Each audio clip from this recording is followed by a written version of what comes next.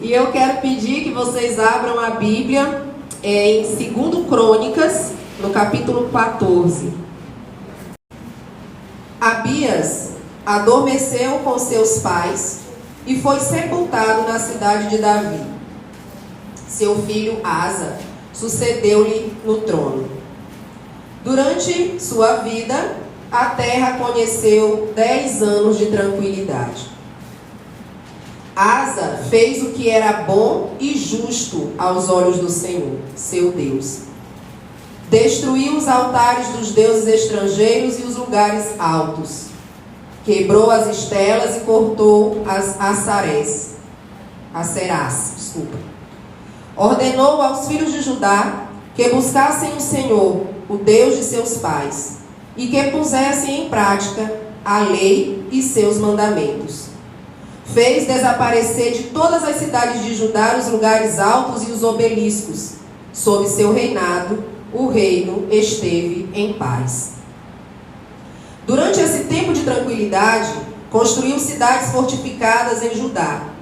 Efetivamente, não houve guerra contra ele durante esses anos, porque o Senhor lhe concedeu descanso. Construamos, disse ele aos judeus, essas cidades e cerquemo-las de muralhas, torres, portas e ferrolhos.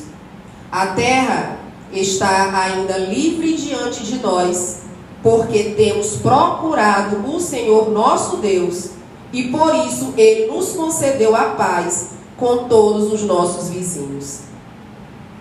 Dispuseram-se, pois, a esse trabalho e o levaram a bom termo. Asa possuía um exército, prestem atenção nesse detalhe. Asa possuía um exército composto por 300.000 homens de Judá, que carregavam escudo e lança, e um de 280.000 de Benjamim, que carregavam escudo e enteçavam o arco, todos valentes guerreiros. Zara, o etíope, atacou-os com um exército de 1 milhão de homens e 300 carros e avançou até Maresa. Asa saiu-lhe ao encontro e eles se formaram para a batalha no vale de Cefata, perto de Maresa. Asa invocou o Senhor seu Deus nestes termos: Senhor, não vos é mais difícil ajudar o fraco do que o forte. Vinde em nosso socorro, nosso Deus. É em vós que nos apoiamos, é em vosso nome que viemos contra essa multidão. Senhor, vós sois nosso Deus, que não haja, só vós sois o nosso Deus, que não haja um só homem que prevaleça contra nós. O Senhor feriu os etíopes diante de Asa e dos homens de Judá. Os etíopes fugiram. Asa e seu exército os perseguiram até Gerara, e deles tombou tão grande número que nem sequer um pôde salvar-se. Destruídos como foram diante do Senhor e seu exército. Judá trouxe um grande despojo. Palavra do Senhor. É uma leitura que a gente não costuma andar lendo, né? Andar vendo por aí. Simplesmente eu tive contato com essa palavra ontem e ela falou muito comigo, muitíssimo. E eu disse, é a palavra que eu vou levar, porque a gente fica aperreado quando a gente sabe que está escalado para vir para cá. Meu Senhor e meu Deus, o que tu queres que eu fale para o teu povo?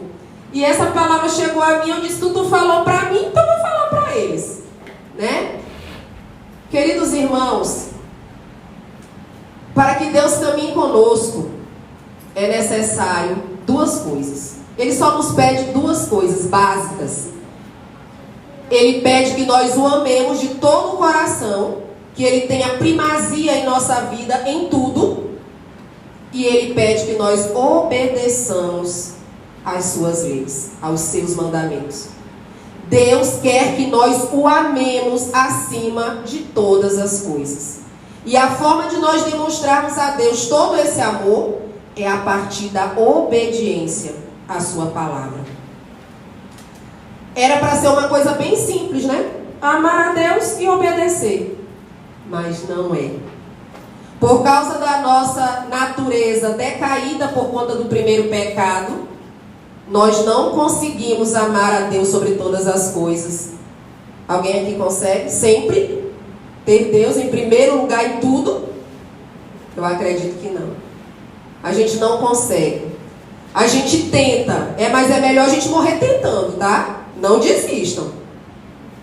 Nós precisamos continuar tentando. Mas volta e meia a gente está caminhando tudo direitinho, tudo bonitinho, fazendo tudo como agrada a Deus. Quando a gente menos espera, a gente cai. É por isso que Jesus em sua palavra diz: quem está de pé, cuidado para não cair. Vigiai.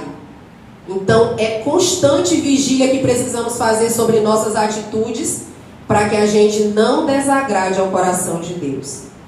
E aqui, com esse rei Asa, nós aprendemos muitas coisas nessa leitura. A minha Bíblia aqui eu marquei quase que a leitura inteira. Muita coisa a gente consegue aprender com ele. Já pensou Deus dizer assim: eu me agradei de ti, tu fizeste o que era bom aos meus olhos? Imagina Deus dizendo isso para ti, que coisa maravilhosa. Ele disse isso a respeito de Asa. Deus fez o que era bom, aliás, Asa fez o que era bom e justo diante do Senhor. E o que foi basicamente que Asa fez? Durante toda a história de Israel, muitos reis passaram, desde Salomão. Alguns foram bons, outros foram uma tristeza. Alguns levaram o povo a cometer pecados gravíssimos contra Deus. E Deus deixou que eles seguissem as concupiscências dos seus corações. Mas Asa, quando tomou posse do reino em substituição ao seu pai Abias, a primeira coisa que ele fez, se vocês acompanharem e ouviram bem a leitura, foi destruir os altares que foram construídos para adoração a deuses estrangeiros. Foi a primeira coisa. Ou seja, ele já destruiu a possibilidade do povo pecar, adorando a outros deuses. Então ele destruiu. A segunda coisa que ele fez foi ordenar que o povo buscasse a Deus, ao Deus dos seus pais, obedecessem aquilo que Deus pediu que fosse obedecido, que fosse seguido. E depois, como rei, ele age em nome de Deus a favor do seu povo. Ele foi proteger o seu povo. Ele foi criar muralhas para proteger o povo judeu. Foi construir cidades. Então, isso que ele fez de romper com o pecado, de destruir os ídolos e obedecer, ensinar o povo a obedecer e amar a Deus, foi o que agradou a Deus. Porque as duas coisas que Deus pede de nós: amor e obediência. Por conta disso, Deus, durante a sua vida, lhe permitiu 10 anos de paz. Não houve guerra em Judá. A terra descansou por causa da obediência de Asa. E durante esse tempo de paz, ele pôde trabalhar para a edificação do reino de Deus. Pôde cuidar do seu povo. Nós também, meus irmãos, essa que é a palavra para nós. Nós também, se queremos paz, precisamos ter a mesma atitude desse rei. A primeira coisa é destruir todos os altares que nós construímos dentro do nosso coração, onde não é adorado Deus verdadeiro. É a primeira coisa. Você tem que destruir todos os ídolos que você carrega consigo. Você tem que observar os caminhos por onde você tem andado, os lugares onde você tem entrado. Você tem que observar aonde você tem buscado refúgio nas suas tribulações, nas suas angústias. Se estão nos horóscopos, se é na macumba, se é no espiritismo. Se você tem entrado nesse tipo de lugar, você está buscando outros deuses, que não o Deus verdadeiro. Então você precisa romper com isso na sua vida. Tudo aquilo que tira o primeiro lugar de Deus na sua vida, você tem que tirar. Ângela, como é que eu vou saber então o que é que está ocupando o primeiro lugar na minha vida se não é Deus? É aquilo que você perde mais tempo pensando durante o seu dia. Aquilo com que tu mais te preocupa na tua vida é o que tem a primazia na tua vida. É o que está tomando o lugar de Deus.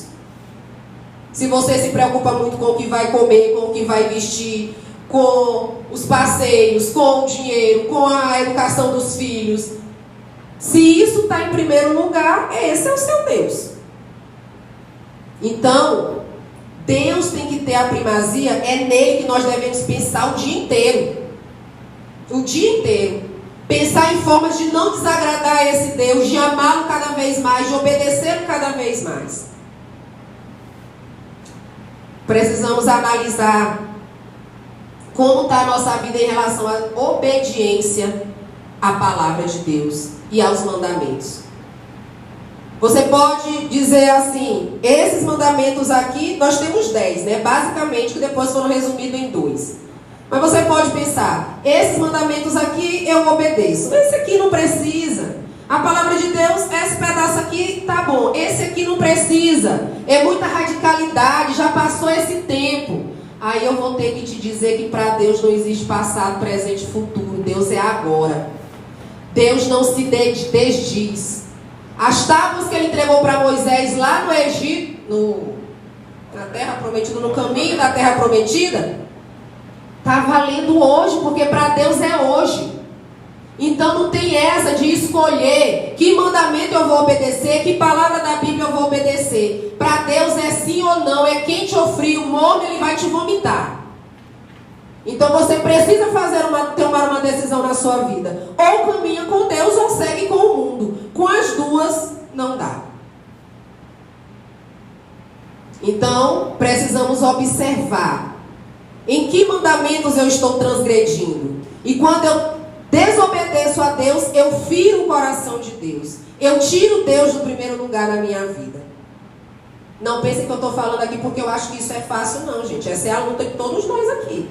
Todos nós estamos nesse caminho, lutando bravamente todos os dias, para não ofender a Deus. Todos os dias tomando a decisão de estar com Deus. Todos os dias nos decidindo a ser de Deus. Não é fácil. É luta. É caminho de cruz, de sofrimento, de sacrifício. Mas vai valer a pena. Vai valer a pena porque nós fomos criados para o céu. É lá. É lá que nós vamos viver a plenitude de tudo. Amém. Aí você me pergunta, tá bom, Ângela, eu vou tomar essa decisão hoje. Eu vou agradar a Deus em tudo. Eu vou fazer como Asa. Eu vou destruir os ídolos da minha vida, os meus apegos. Eu vou tirar a concupiscência da minha vida, os meus pecados, eu vou renunciar a todos eles. Eu vou obedecer a palavra de Deus, eu vou seguir aos 10 mandamentos. Tu me garante que se eu fizer tudo isso, eu vou então ter a paz que eu tanto quero?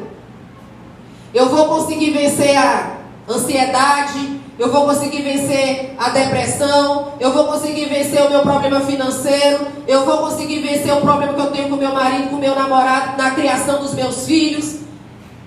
Eu vou superar o problema da falta de um alimento bom na minha mesa. Aí eu lamento te dizer que não. Mesmo tomando essa decisão de obedecer em tudo a Deus, isso não quer dizer que esses problemas vão desaparecer da sua vida, não.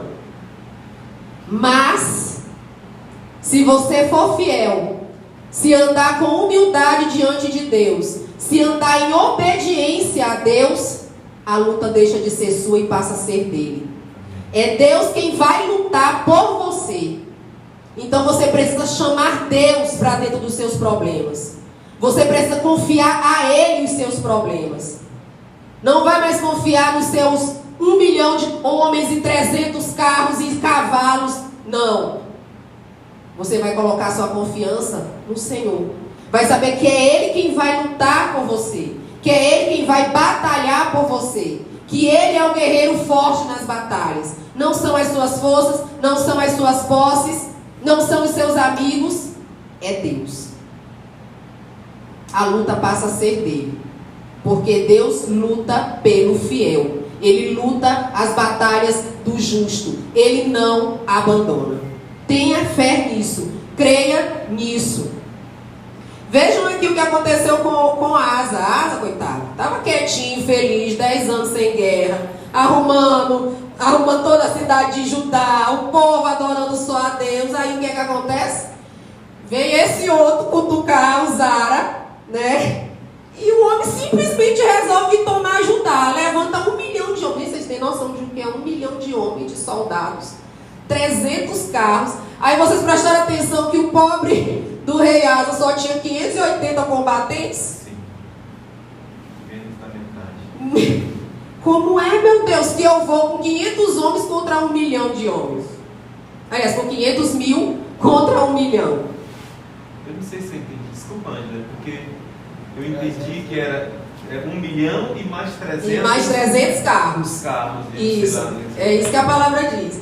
E em Judá tinha 300 mil homens, e em Benjamim 280. Juntando tudo só deu 580. E ele tinha que ir. E nós também, nós não podemos nos acovardar diante dos nossos problemas, não. Não podemos ir para um cantinho e ficar no mimimi chorando. Eu sou a mais infeliz das criaturas. Não. A gente vai como Asa para a guerra. O inimigo é maior do que nós, o exército dele é maior do que nós. O problema é maior do que as minhas forças. Mas eu vou enfrentar, eu vou encarar. Agora eu vou encarar confiando não nas minhas forças, mas confiando no Deus a quem eu sirvo, no Deus que eu tenho crido, no Deus que eu amo, no Deus que eu tenho obedecido, no Deus com quem eu tenho caminhado. E olha que oração linda a Asa faz.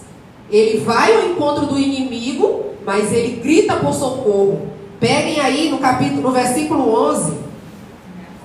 Asa diz assim: Senhor, não vos é mais difícil ajudar o fraco do que o forte.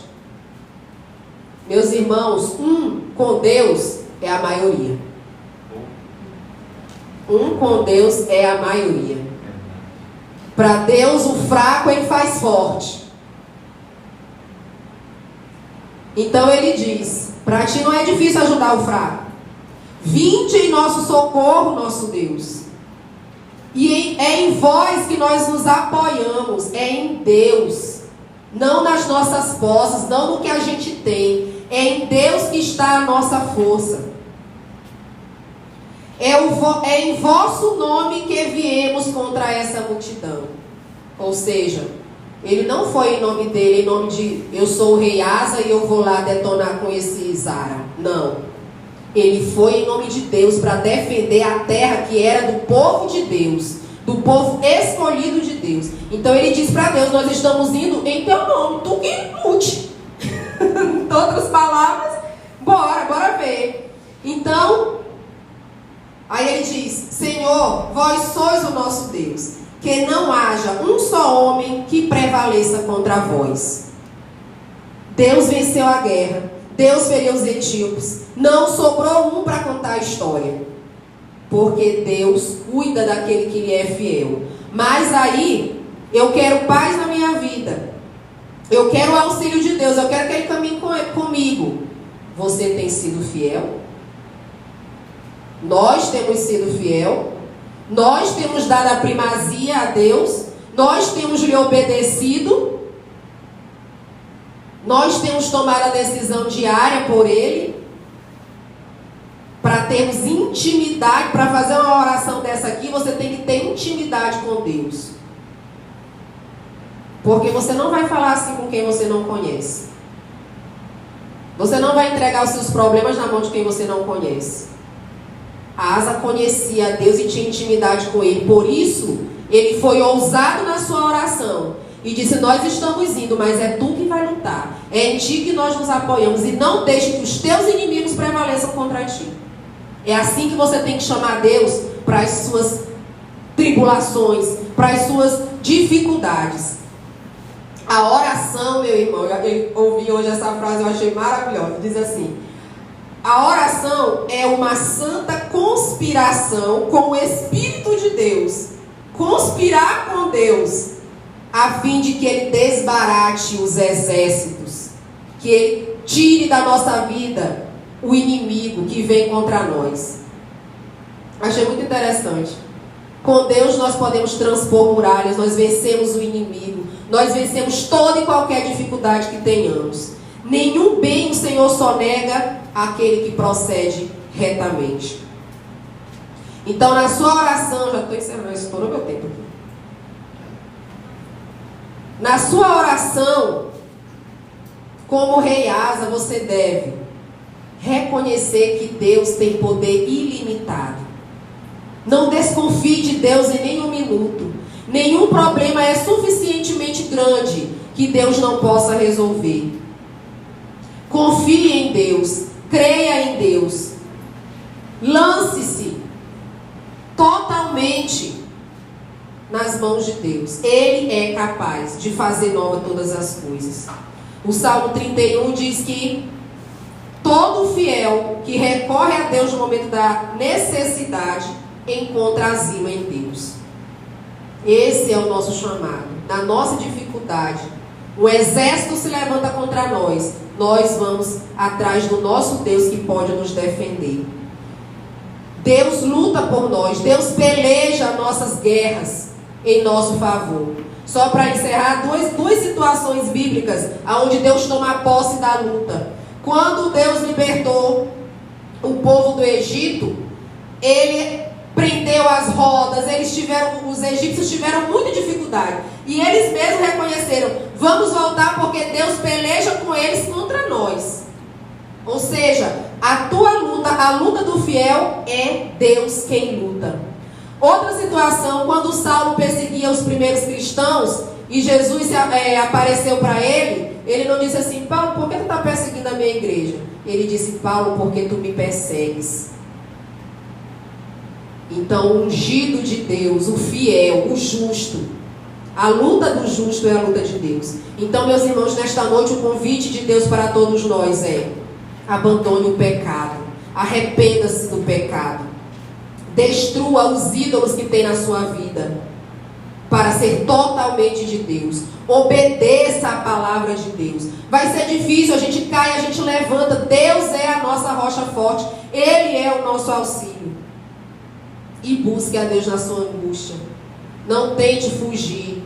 Não busque socorro nos homens. Busque em Deus. Ore a Deus. Peça o seu auxílio. Porque Deus cuida de nós. Porque Deus nos ama. Amém? Amém.